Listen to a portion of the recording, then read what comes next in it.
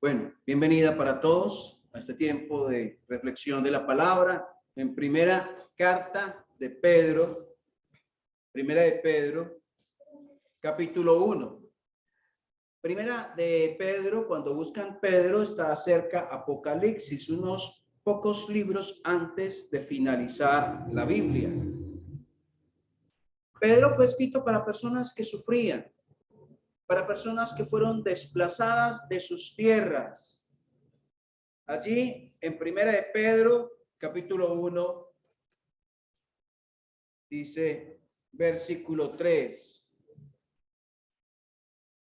Dice, bendito el Dios y Padre de nuestro Señor Jesucristo, que según su grande misericordia nos hizo renacer para una esperanza viva por la resurrección de Jesucristo de los muertos. Hemos leído 1 de Pedro, capítulo 1, versículo 3. Pedro está haciendo referencia allí al Dios y Padre para las personas que sufren, para las personas que lloran, para las personas que han perdido. Hay algo que no perderemos, es la relación con Dios. Desde que creímos en Él, nos hizo sus hijos. Por lo tanto, Él es nuestro Padre. Y en medio de la situación difícil por la cual podamos pasar, el Padre quiere lo mejor para su Hijo. Y dice, bendito sea el Dios y Padre de nuestro Señor Jesucristo. Y habla de algo del carácter de Dios, de cómo es Dios. ¿De qué habla ahí? De la misericordia. No nos habla de su poder, no nos habla de su majestad. Dios es todopoderoso. No nos habla de su omnisciencia, de su verdad o de su justicia, sino que nos habla de su misericordia. Si fuera por su justicia, si no hubiera misericordia y hubiera solo justicia, la justicia condenaría al culpable. ¿Y quién es el culpable? Nosotros. Si fuera su verdad sin su misericordia, la verdad dice, ustedes pecaron y merecen el castigo eterno. Ustedes quebrantaron la ley. La verdad dice eso. Pero cuando miramos la cruz, todos los atributos de Dios confluyen allí en manera armoniosa. Es decir, es como si la justicia se abrazara con la verdad y se abrazara con la misericordia. La justicia quería y define que debía haber un castigo por el pecado, porque es justo. Fue cancelado allí en la cruz el castigo por el pecado. O la misericordia dice, no vamos a darles a ellos lo que se merecen, porque hubo alguien que recibió lo que nosotros bien merecíamos. Y a causa de su obra se nos puede ser otorgada la misericordia. Y aquí no solamente dice la misericordia, así, sino que dice su gran misericordia. Es descomunal la misericordia de Dios, es gigantesca, que según su grande misericordia nos hizo renacer. Este renacer es lo mismo que dice 2 Corintios 5:17. ¿Se acuerdan qué dice? De modo que si alguno está en Cristo, nueva criatura es. De eso nos habla renacer, de una nueva creación, de que somos en Cristo una nueva criatura. Pero no solamente esto nos dio la misericordia, sino que nos dio una esperanza. ¿Y cómo es esperanza? Viva. ¿Por qué es viva? Porque Cristo murió. Pero ¿qué pasó con él? Cristo volvió a la vida. Cristo resucitó y está vivo. Pero no solamente eso, sino que es una esperanza viva porque jamás morirá. Porque jamás morirá, porque es una esperanza que está basada en lo que Dios dice. Una esperanza viva. Y dice por la resurrección de Jesucristo de los muertos. Cuando hemos estudiado 1 Corintios 15, que nos habla de la resurrección, parecía que algunos de los corintios pensaban que no había resurrección de muertos. Y Pablo dice, si no hay resurrección, tampoco Cristo resucitó. Y si Cristo no resucitó, vuestra fe es vana. Aún estáis en vuestros pecados. ¿Por qué? Porque Cristo murió en la cruz. ¿Pagó por qué? Pero Cristo resucitó. ¿Qué significa que Él resucitó? Que el castigo de nuestros horribles y feos pecados fue aceptado por Dios. Es como si Dios hubiera dicho, Él muere por los pecados y yo certifico a través de la resurrección que he aceptado el pago por los pecados. ¿Estamos entendiendo? La resurrección dice que el pago fue aceptado por Dios, el pago por mis pecados. Por eso dice Pablo en Corintios, si Cristo no resucitó, vuestra fe es vana, aún estáis en vuestros pecados, pero gracias a Dios, como dice Corintios también, que Cristo resucitó de los muertos. Y por eso nuestra esperanza es viva, una esperanza viva, dice, por la resurrección de Jesucristo de los muertos. Hace 8 días hablábamos de que somos hijos. ¿Se acuerdan? Mirad cuál amor nos ha dado el Padre para que seamos llamados hijos de Dios. Ahora miramos que tenemos mira el versículo 4, una herencia. ¿Para quién es la herencia? Para los hijos, ¿cierto? Una herencia. ¿Y cómo es esa herencia? ¿Cómo es? Tiene 3 características acá. Una herencia incorruptible, una herencia incontaminada y una herencia inmarcesible. Ahora, ¿qué significa incorruptible? Hace unos meses murió una señora muy querida por nosotros y dejó algo. Entonces sus familiares recibieron ese algo. Eso sea un lugar, si es un lugar, ¿qué puede pasar con el lugar? Se deteriora, ¿cierto? Si hay un terremoto tan fuerte que se puede caer o pueden haber daños en el lugar. El dinero se acaba.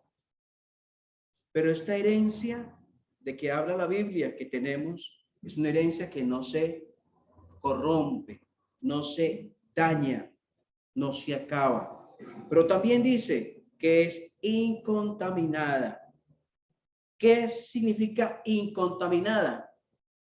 Que no ha sido manchada por el mal.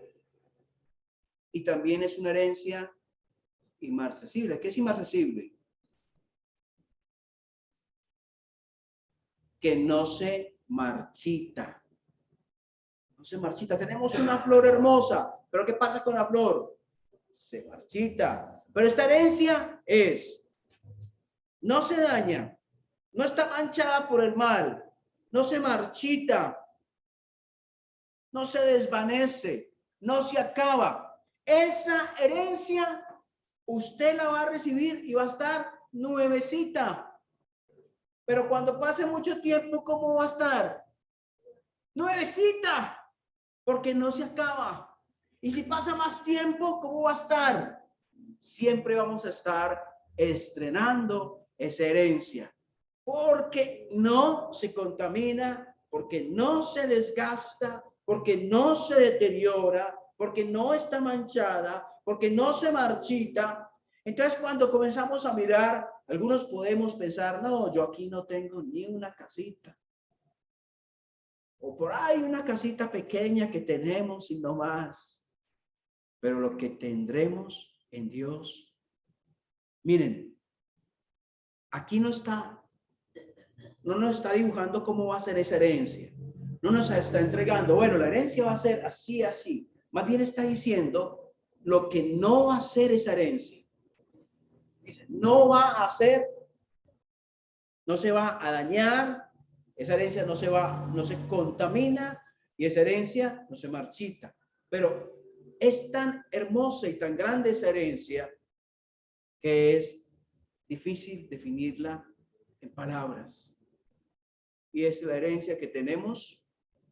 Pero no solamente dice eso, sino terminando el versículo 4, dice que está, ¿qué?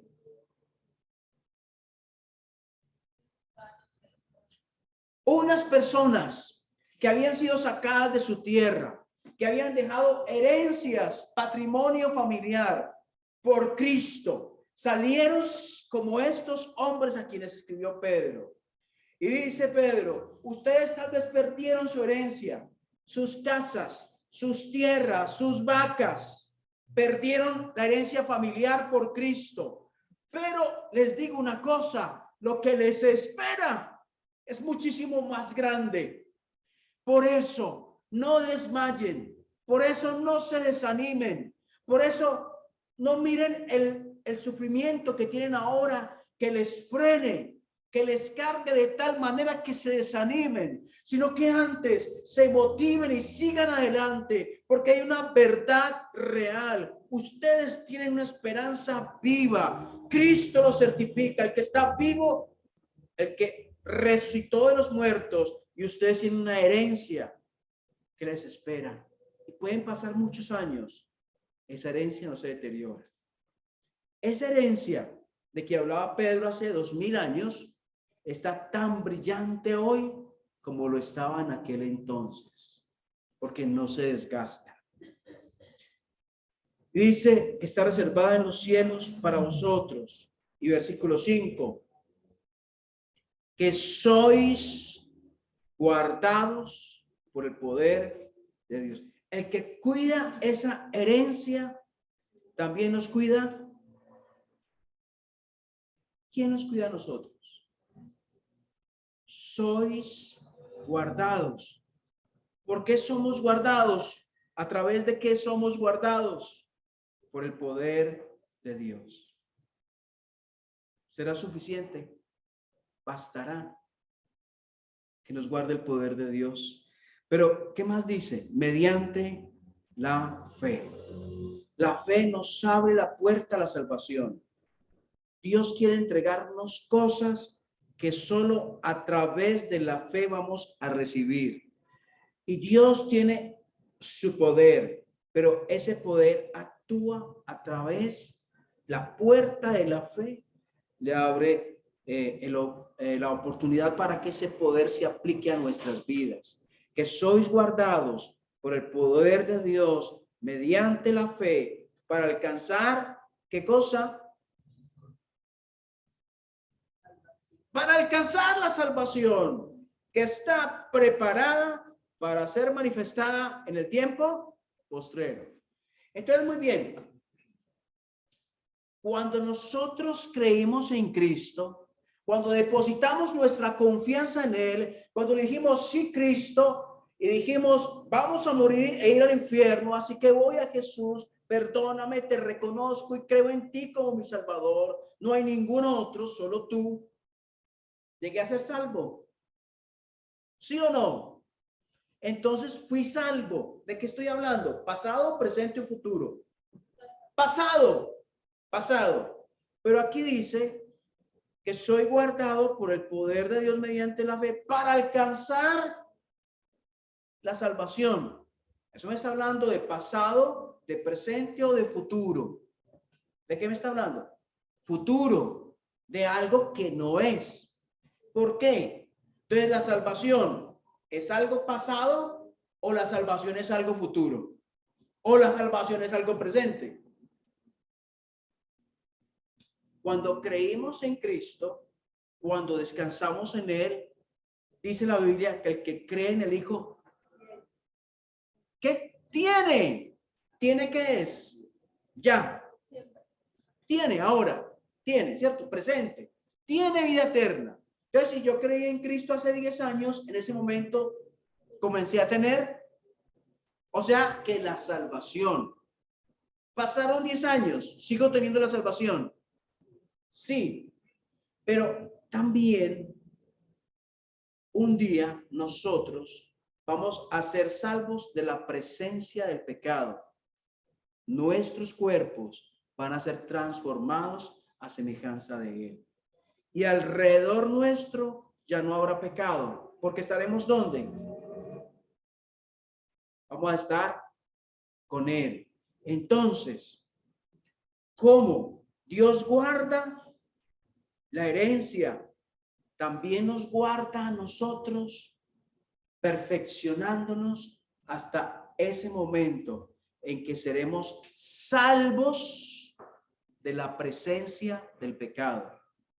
No salvos para tener vida eterna, porque ya lo fuimos, sino salvos de la presencia del pecado. Entonces, cuando dice aquí, para alcanzar la salvación, entonces es como si la salvación tuviera un aspecto pasado. ¿Cuándo? Cuando creímos en Cristo. Un aspecto presente. ¿En qué sentido? En que estoy siendo salvo de la práctica del pecado, en que estoy creciendo. Y un aspecto futuro en que ya no estaré en la presencia del pecado, sino con mi Señor. Estaré salvo de estar en la presencia del pecado. Entonces, para alcanzar la salvación que está preparada para ser manifestada en el tiempo postrero, en lo cual vosotros os alegráis, aunque ahora por un poco de tiempo, si es necesario, tengáis que ser afligidos en diversas pruebas. Versículo 7, para que sometida a prueba vuestra fe, mucho más preciosa que el oro, sea hallada en alabanza, gloria y honra cuando sea manifestado Jesucristo. Y el versículo 8, a quien amáis sin haberle visto, en quien creyendo, aunque ahora no lo veáis, os alegráis con gozo inefable y glorioso, obteniendo el fin de vuestra fe, que es la salvación de vuestras almas. Si esto sirvió para levantar los ánimos de personas que sufrían en el primer siglo, de ser sacados de sus tierras, de ser separados de sus familias, ¿será que sirve para los que sufren hoy en el siglo XXI? ¿Será que basta con estas palabras para levantarnos el ánimo en medio de lo que estemos viviendo? ¿Será que basta con saber que tenemos una esperanza viva? ¿Será que basta con saber que tenemos una herencia que no se daña, que no se contamina y que no se marchita, reservada en los cielos para nosotros? ¿Será que basta con saber que Dios es el que me guarda en su poder? ¿Será que basta el poder de Dios en medio de lo que esté viviendo? ¿O es más fuerte el dolor que siento? ¿O es más fuerte la situación difícil que estoy viviendo y supera ella el poder de Dios? ¿Qué será más grande? ¿La dificultad que tengo hoy o el poder de Dios que me guarda? Que soy guardados por el poder de Dios mediante la fe. Vamos a orar. Señor, gracias por tu palabra que es para los que sufren, para los que lloran, para los que han perdido, para los que han sido arrancados cruelmente y salvajemente de situaciones, de familia, de tierras, de lugares. Tu palabra que sana heridas y corazones rotos. Tu palabra que nos saca de este contexto humano que muchas veces miramos y nos abre la ventana del cielo para mirar un poco de su belleza. Tu palabra que nos habla de aquella herencia, una herencia que no merecemos por nosotros mismos, una herencia que también es consecuencia de la obra de Cristo por nosotros en la cruz. Si pudiéramos alegrarnos por una herencia aquí en la tierra, una casa, un apartamento, un dinero, cuánto más, Señor, será nuestro gozo cuando recibamos la herencia que tienes reservada para nosotros. Y te damos gracias que mientras tanto podemos contar con el poder de Dios que nos guarda. Dios, gracias. Te damos las gracias en Cristo Jesús. Amén.